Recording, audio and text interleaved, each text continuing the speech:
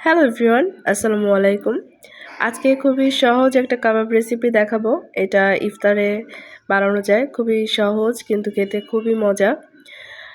খুব বেশি কিছু লাগে না, মাত্র 1.5 পিস চিকেন ব্রেস্ট পিস নিয়েছি। এগুলোকে আমি ছোট ছোট করে কেটে ব্লেন্ডারের জারে নিয়ে নিব। সাথে আমি 1 টেবিল চামচের মতো আদা বাটা নিয়ে নিব। সাথে কিছু কাঁচামরিচ দেব 4-5টার মতো, আর নিব কয়েক টুকরা রসুন, আর নেব ধনিয়া পাতা, কিছু পেঁয়াজ আর পুদিনা পাতা। পুদিনা পাতাটা অ্যাড করলে কাবাবে একটা ভালো স্মেল পাওয়া যায়।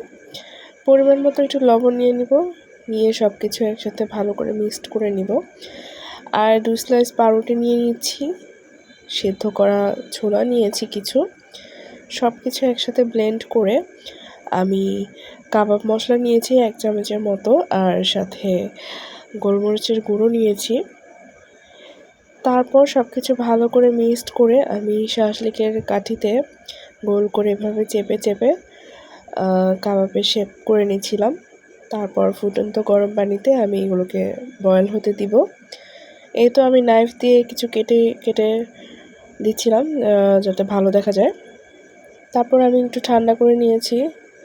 তারপর চুলায় একটা প্যানে আমি বাটার মেল্ট করে এগুলোকে একটু ফ্রাই করে নেব। তেল দিয়েও ফ্রাই করা যায়, বাট বাটার দিয়ে ফ্রাই করলে একটু ভালো স্মেল পাওয়া যায়। খুব বেশি সময় লাগবে না ফ্রাই হতে, যেহেতু আগে থেকে বয়েল করা ছিল। এই তো হালকা একটু ব্রাউন হয়ে আসলে আমি 7-8 মিনিটের মতো এটা কুক করে নিব। এই তো কাবাব রেডি।